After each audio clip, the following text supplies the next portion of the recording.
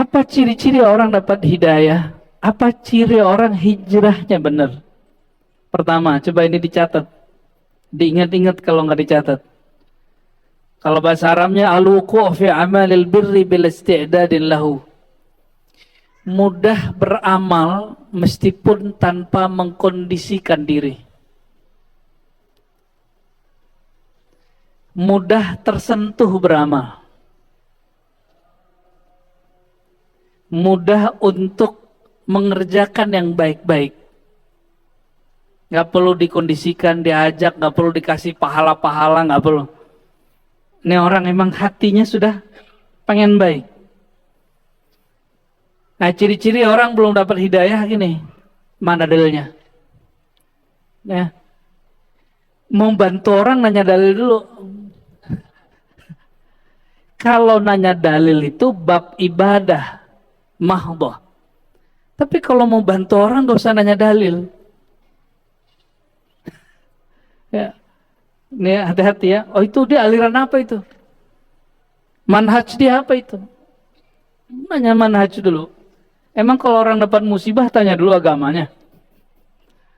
Kita kalau ada orang tabrakan, jatuh, kecelakaan, kita nanya dulu gak agama kamu apa? Kalau dia Islam terus gue bantu gitu. Apa begitu? Enggak. Maka ada ungkapan dari guru kita Al-Habib Ali Al-Jufri. Beliau orang Yaman, tinggal sekarang di Mesir, ya. Al-insaniyah qabla tadayyun.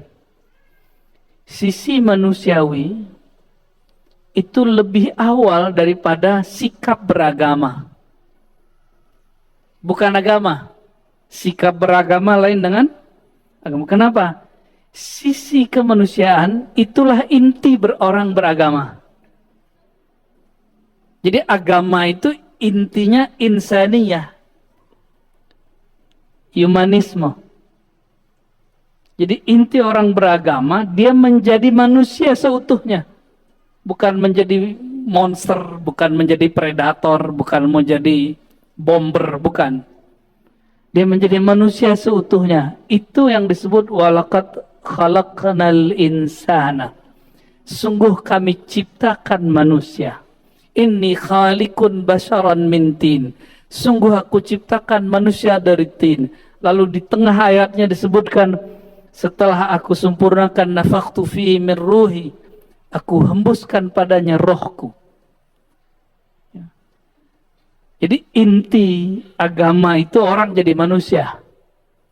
Bukan jenis baju, pakaian, enggak. Ya. Coba, hari ini gampang beramal enggak? Apa gampang curiga sama orang? Ngasih 2.000 doang, curiganya sampai mati. Wah, itu dia pengemis itu, kalau dia kita kasih jadi rumah gede itu di kampungnya itu ya. Ya. Ngasih cuma 2.000, Bu, ya alhamdulillah ngasih. Ini nggak ngasih, tapi curiganya duluan. Itu ciri-ciri orang nggak dapat taufik. Ini kita bukan lagi sedang mempertahan, melestarikan ada pengemis di jalanan, tidak. Ini bab insaniyah, humanisme. Ya. Ciri kedua orang hijrahnya sahih. Dia dapat hidayahnya benar.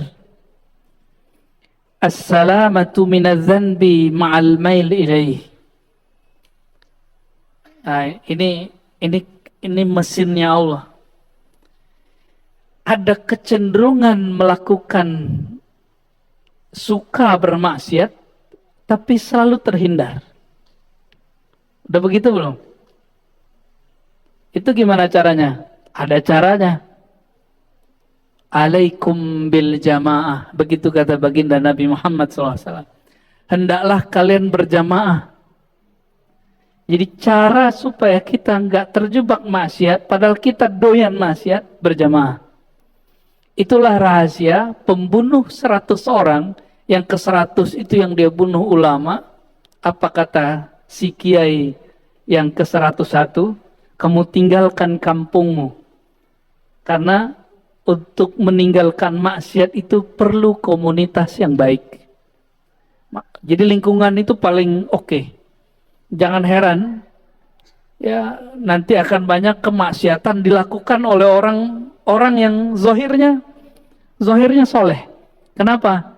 Dia memelihara, melestarikan komunitas buruk lamanya. Nauzubillah subhanahubillah. Antum jangan heran nanti ustadz dai-dai terjebak LGBT nanti. Jangan heran. Ini kabar buruk aja. Ya. Kita tidak benci pelakunya. Kita cuma kasihan ke pelakunya.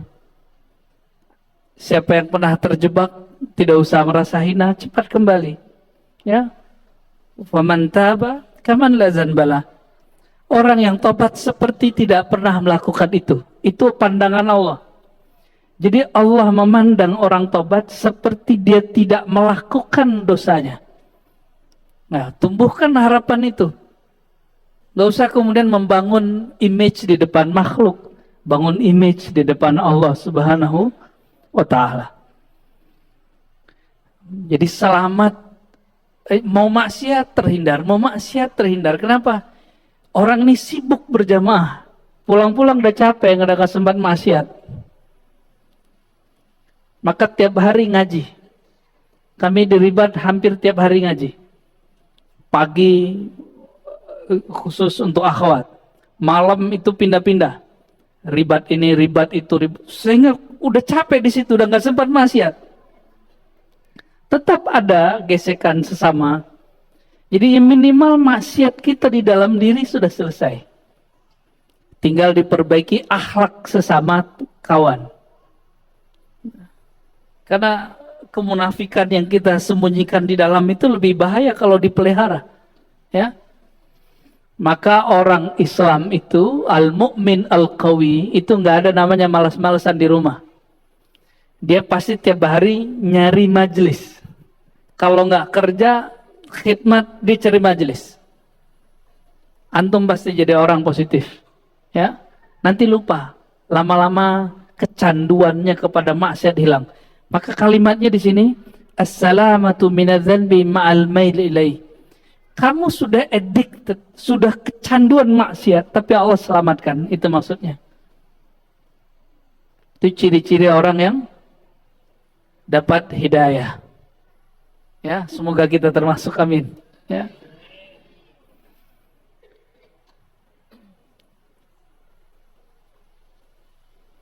Wastikhrajid du'a wal ibtihal. Mudah hati itu untuk melafazkan doa-doa yang positif. Ciri-ciri orang hijrahnya benar, dia nggak suka ngancem orang pakai doa. Dia suka membuka rahmat, pintu rahmat dengan doa. Sudah begitu belum? Gampang putus asa nggak? Celakalah aku. Suka ngomong gitu nggak? Matilah aku. Atau matilah kau. Nah, sama juga itu. Celaka kau. Cuma karena beda faham pergerakan, kita neraka-nerakain orang coba. Saya sedih sekali, cuma karena perbedaan ideologi. Di Indonesia ada NU Muhammadiyah, ya, ada apa lagi? Ya, yang resmi ya resmi, yang nggak resmi jangan disebut, apalagi udah dibubarin. Ya, NU Muhammadiyah, santri, kemudian perkotaan kan beda. Ada Ikhwanul Muslimin, ada Jemaat Tabligh, ada Salafi, ada Sufi. Perbedaan-perbedaan ini kalau kita lihat, jangan kemudian mengatakan, oh orang itu terlaknat itu ya. Mubahalah aja gitu. Dikit-dikit mubahalah. Mubahalah itu bukan sesama muslim. Mubahalah itu kepada non-muslim yang mengaku dirinya bertuhan kepada Allah dan merasa dirinya benar, baru kita mubahalah. Maka kalau ada orang Islam ajak mubahalah, itu orang jahil. Orang jahil. Berarti dalam diri dia ada merasa paling benar. Dan itu penyakit. Itu penyakit kibriyah namanya. Kesombongan. Dan itu penyakit iblis. Hati-hati. Enggak semua orang mubahalah itu soleh. Ya. Karena Imam Salafus Saleh Zunnun Misri, apa kata beliau? Ciri-ciri orang-orang yang dapat hidayah, dia membuka pintu rahmat dengan doa. Bukan ancaman, bukan menutup. Ya. Berarti kalau dibalik, ciri-ciri orang nggak dapat hidayah apa? Kalau dibalik, sulit diajak berbuat baik. Walaupun udah dikasih dalil. Apalagi yang kedua, kalau tadi doyan maksiat tapi nggak sempat maksiat gitu. Kalau ini apa? Maksiat doyan, selamat enggak selamat. Bahkan kepada maksiat yang dia nggak niatkan dia terjebak. Ciri-cirinya itu. Kebanyakan maksiat yang dilakukan itu adalah maksiat yang dibenci oleh orang yang sok merasa suci. Ini perhatikan. Jangan pernah merasa sok suci. Terus melihat orang melakukan maksiat, kita jijik dengan orangnya. Antum tunggu aja time-nya. Karena apa yang kita lihat pasti kita tiru. Manusia itu peniru paling sempurna. Apa yang kita lihat pasti kita tiru walaupun kita benci. Jadi otak bilang nggak benar nih, tapi nafsu menikmatinya. Jujur aja, ya benar kan? Dan yang terakhir, ciri-ciri orang yang takdir buruk dia adalah tidak dapat hidayah apa? Sulit mendoakan kebaikan. Nah, doa itu jeritan hati paling dalam. Bukan bahasa Arab Allahumma Allahumma, itu lafaz doa. Doa itu hati menyeru Allah Subhanahu wa taala. Maka yang disebut doa itu jeritan hati. Orang yang suka menjerit positif kepada Allah, itu orang dapat hidayah. Oleh karenanya, memberantas kemungkaran paling basicnya adalah bil qalb, benar gak? Siapa yang nggak sanggup merubah dengan tangannya, dengan lisannya, nggak sanggup dengan kolbu. Apa maksudnya? Jangan benci pelakunya, benci saja perbuatannya. Itu yang disebut bil qalb. Ya, itu ciri-ciri orang dapat hidayah. Ya.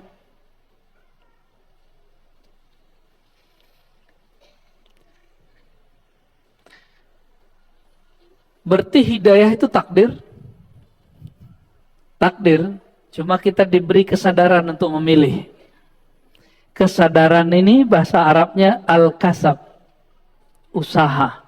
Usaha ini yang nanti dipertanggungjawabkan di hadapan Allah Subhanahu wa taala. Ya. Lalu Imam Al-Baihaqi menyebutkan kaedah-kaedah daripada takdir. Banyak orang berpikir bahwa Allah itu kalau sudah menakdirkan sesuatu, maka Allah wajib melakukan itu. Apa kata beliau? Coba perhatikan. Annallaha azza wa jal la yajibu alaihi syai'. Allah itu tidak diwajibkan kepadanya apapun. Allah nggak punya kewajiban. Tapi Allah kalau janji pasti menepati. La yukhliful mi'ad. Tapi Allah tidak punya kewajiban apapun. Jika Allah berkehendak tidak memasukkan orang beramal masuk surga, suka-suka Allah. Allah nggak punya kewajiban apa. Tapi dia berjanji. Jazaa'an bima kanu ya'malun. Bahwa orang yang beramal pasti dapat balasan. Tapi Allah tidak diwajibkan oleh seorang pun kecuali dirinya mewajibkan dirinya. Maka kita nggak boleh nuntut Allah. Ini kebanyakan orang berdoa itu nuntut Allah. Menuntut Allah, mengingatkan Allah. Padahal Allah nggak pernah lupa. Sejak kapan Allah lupa sehingga perlu diingatkan dengan doa-doa kita? Sejak kapan Allah lalai sehingga perlu kita bernazar, berjanji dan mengancam Allah Ta'ala. Kalau ini benar nih, kalau ini oke nih saya puasa 7 hari. Emang begitu? Emang begitu kita bertuhan? Maka Sayyidina Muhammad SAW di hadis Bukhari mengatakan, nazar itu la yustakhraju illa min bakhil. Tidak pernah keluar kecuali dari orang yang bakhil. Maka jamaah malam ini yang pernah bernazar, tunaikan nazarnya. Next, jangan bernazar lagi. Ya. Oke? Jangan bernazar lagi. Ingin hidup bahagia, hindari nazar. Ya. Wala illata li san'ih. Ini kaidah Ahlussunnah. Perbuatan Allah itu tidak memerlukan kausalitas. Apa arti kausalitas? Sebab musabab. Allah nggak perlu. Karena dialah sumber semua sebab. Ya. Jadi Allah nggak perlu alasan mau menciptakan bahwa Muhammad bin Abdullah itulah Muhammad Rasulullah, itu Allah nggak perlu alasan. Suka-suka Allah, suka-suka gua gitu. Ya, kita aja boleh ngomong begitu, masa Allah nggak boleh begitu? Itu ego, al-kibriya uridai, keegoan itu sebenarnya sifatnya Allah. Kita nggak boleh ngomong gitu sebenarnya, Pak. Suka-suka gua gitu nggak boleh sebenarnya. Yang boleh ngomong gitu hanya Allah Subhanahu wa Ta'ala. Wala yuqalu lima fa'al. Tidaklah pantas ada yang bertanya kepadanya, kenapa engkau lakukan ini ya Allah? Ya Allah, kenapa begini? Kenapa begitu? Kenapa begini? Suka begitu nggak? Saya pastikan hidup antum sengsara sampai mati. Ya. Alhamdulillah saya baru habis dapat hadiah, Pak. Jatuh dari motor. Dan lumayan. Tapi waktu jatuh saya bilang alhamdulillah. Yang lain pada cemas, kitanya biasa aja. Alhamdulillah. Lain pada tegang, kita biasa aja, Pak. Alhamdulillah. Dan nikmat. Nikmat itu di hati. Betul gak? Apa itu nikmat? Antaral mun'im. Annallaha huwal mun'im al-haqiqi. Kapan orang menikmati hidupnya? Jika dia melihat bahwa penggerak alam ini, pemberi nikmat, dia nguji, yang ngasih cobaan, ujian itu Allah. Kalau dia kenal kepada Allah, justru diuji itu perhatian. Senang gak dikasih perhatian sama kekasih? Dan sumber kekasih sejati kita Allah Subhanahu wa Ta'ala. Itu yang dibaca tadi imam kita, wa idzibtuliyal mu'minuna wazulzilu zilzalan syadida. Dan inilah ketika orang beriman ubtulia, akan selalu sedang dan telah ubtulia, ditempa wazulzilu, dan mereka digoncang terus. Maka ciri-ciri al-mu'min, dia siap diberikan perhatian oleh Allah Subhanahu wa Ta'ala. Orang yang diuji dengan tidak diuji, kualitasnya beda nggak? Motor yang diuji, terus dijual, dengan motor yang cuma dirakit di bengkel, nggak diuji, beda nggak hasilnya? Maka ujian itu anugerah. Sejak kapan seorang hamba memperhatikan bahwa dia diuji itu anugerah, dia dapat hidayah? Ya. Tapi kalau masih mikir ujian itu berat, ujian ini berat, berarti ente belum dapat hidayah. Nih, rumus sederhana malam ini. Siapa yang meyakini dia dicoba, diuji oleh Allah dan itu berat, berarti dia belum mendapatkan hidayah. Sederhana toh? Ya, nggak ngeri sih, biasa aja. Kenapa ada hadis yang kita bacakan sebelumnya? Ini saya loncat sedikit. Ini hadis sahih, ada di Sahih Muslim, ada juga di Sahih Bukhari, seingat saya maknanya. Dzaqa ta'amal iman man radiya billahi rabba wa bil islami dina wa bi Muhammadin nabiyya. zaqa, pasti merasakan ta'mal iman, lezatnya iman. Jadi iman itu ada lezatnya. Iman itu makanannya kolbu. Berarti dia ada rasa, ada zauk. Zaqa, kata bendanya zauk. Maka istilah zauk digunakan oleh para ahli zikir, ahli tasawuf, ternyata diambil dari hadis yang sahih. Hadis Imam Muslim ini. Zaqa ta'mal iman, akan merasakan zauk manis nikmatnya iman. 3 saja. Man radiya billahi rabbah, yang dia menerima takdir Allah seutuhnya. Sudah terima belum?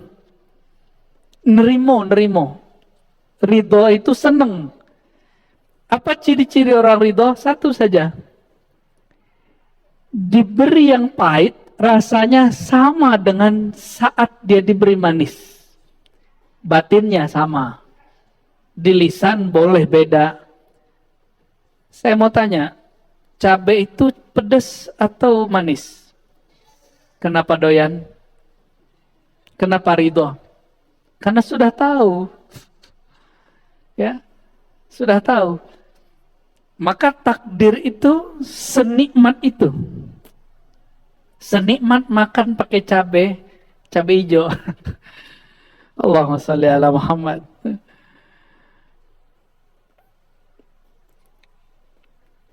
Lalu beliau menukil hadis-hadis untuk memotivasi orang supaya kuat membaca takdir Allah. Apa kata beliau?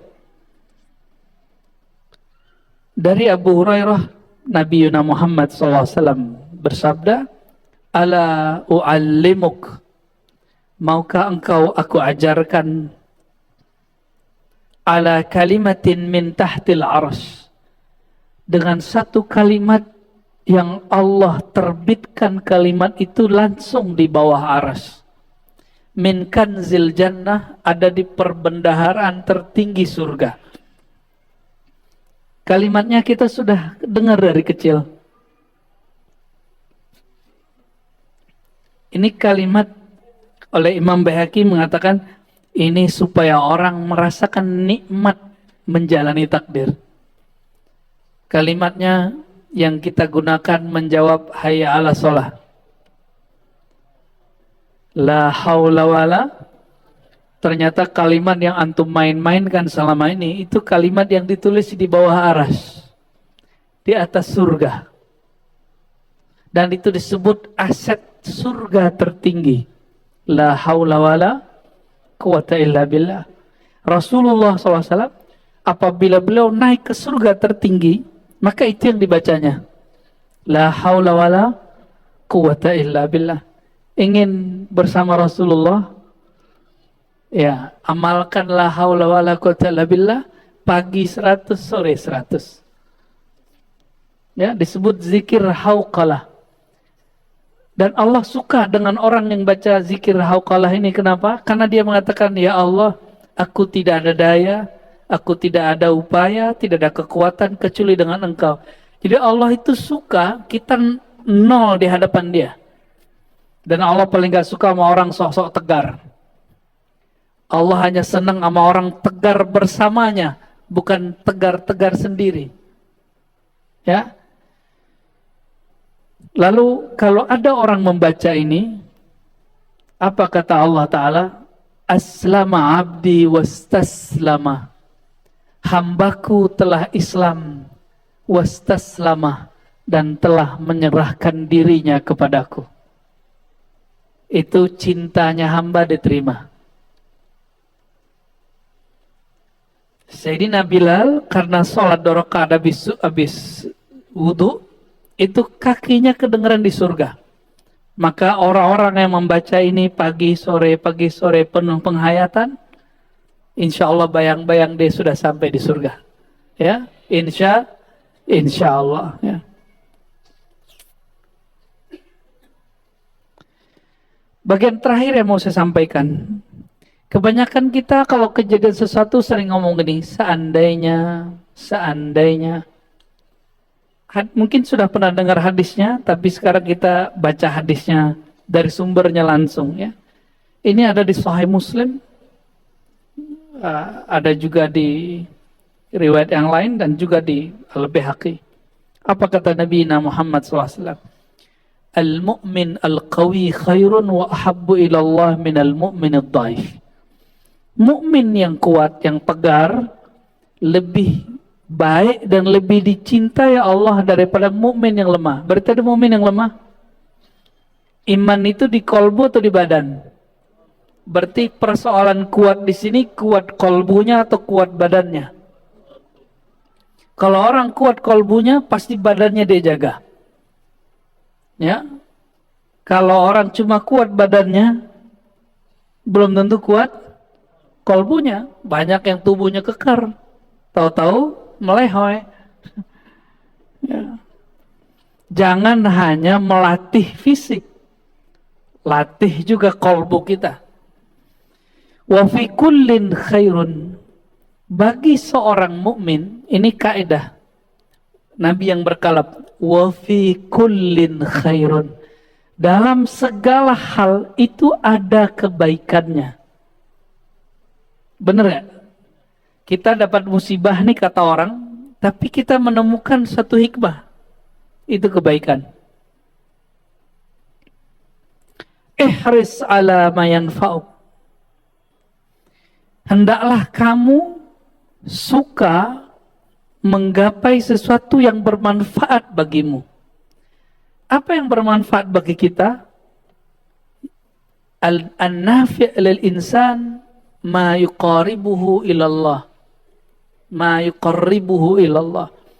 Yang bermanfaat bagi manusia, sesuatu yang mendekatkan dia kepada Allah Subhanahu wa ta'ala.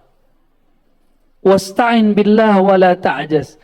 Jangan melempem, jangan melemah. Wasta'in billah, kalau ada urusan kita jatuh bangun minta tolongnya kepada Allah. Wala ta'jiz, jangan mundur di tengah jalan. Maka teman-teman di majelis saya ajak ke gunung. Nanti kelihatan mana yang mundur di tengah jalan, mana yang terus. Aki-aki kita ajak naik gunung. Alhamdulillah ada yang mundur, ada yang maju. Ya, sekarang mundur, besok nggak boleh mundur gitu. Itu pembentukan karakter. Ya, orang, waduh, ngeliat gunung naik, pegel sakit, terus dia kemudian mikir, yaudah saya balik. Itu nanti jadi karakter. Dia harus naik gunung lagi dan dia tembus itu. Dia harus tembus. Ya nggak boleh melempem. Karena dalam satu kaidah, walaupun ini kaidah fikih, tapi ini bisa dimasukkan kepada kaidah akhlak. Al-aslu fin nahyi lit tahrim. Pada dasarnya larangan itu haram. Apa kata Nabi SAW? Wala ta'jiz. Jangan mundur di tengah jalan. Jangan merasa lemah di tengah jalan.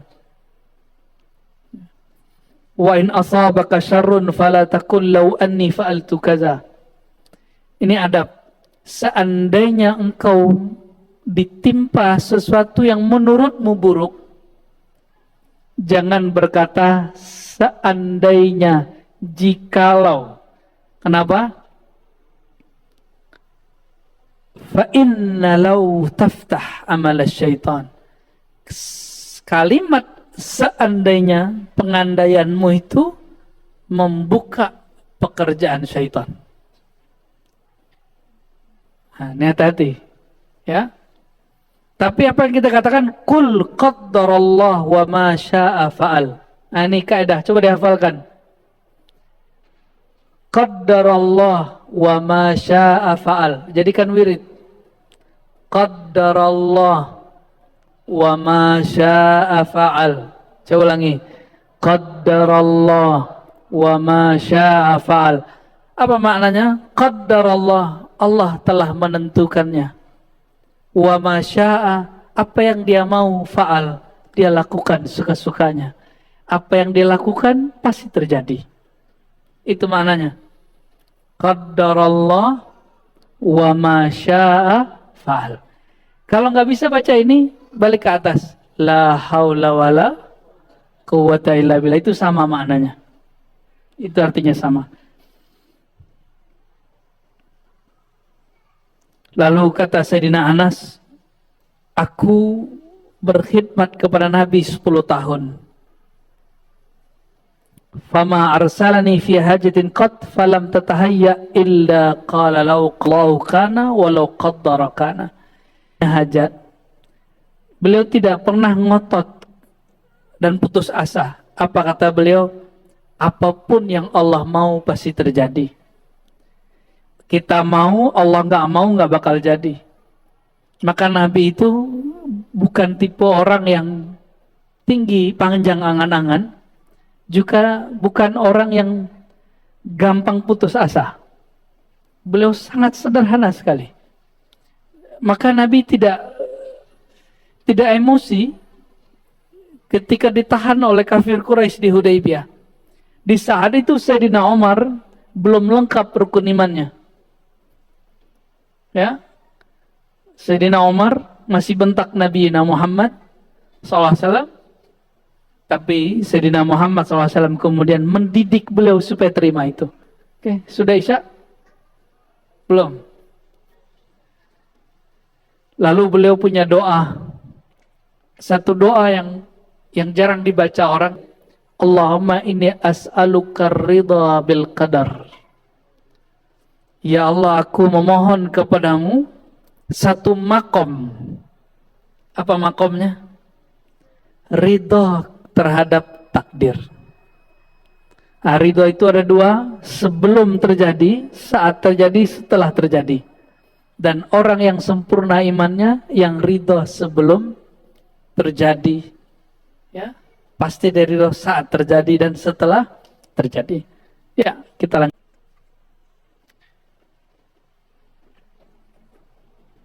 Dari Sayyidina Abdullah bin Mas'ud, beliau mengatakan, jika engkau ingin menjadi ahli ibadah, yang paling banyak ibadahkan bagimu. Kewajiban pertama bukan sholat, tapi ma'rifat. Kenal dulu yang disembah, lalu sembahlah dia seperlunya.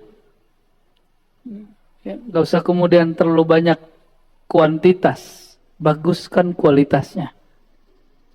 Maka ya disebut menaikkan kewajiban. Ya. Yang kedua, ingin jadi orang paling bertakwa nggak? Disebut paling wara. Ya, ijtanib ma harrama alaik. Sederhana aja. Tinggalkan yang Allah haramkan. Sederhana ya. Mau jadi orang bertakwa, tinggalkan yang diharamkan. Tapi ada bagian terakhir, kata beliau, kamu ingin kaya, ingin merasakan kondisi orang kaya, kata beliau. Warda bima qassamallahu lak, takun min aghnan nas. Ridhoilah, terimalah taking kaya sealam semesta. Jadi stylenya orang kaya itu bukan baju, bukan jam, apalagi ya kasyaf gitu ya. Enggak disuruh. Yang disuruh sembahlah dia, apapun rasanya. Emang kalau nggak kasyaf, nggak ngeliat cahaya, terus nggak nyembah Allah gitu. Kalau badannya nggak merinding, terus nggak sholawat deh. Berarti antum cari merinding apa cari sholawat? Jam belum membahas takdir ini belum selesai. Nanti masih ada lagi. Jadi bulan depan bab tentang cabang iman yang ada dari turunan takdir itu masih banyak. Ya, kita tunggu bulan depan insya Allah. Silakan Ustazah.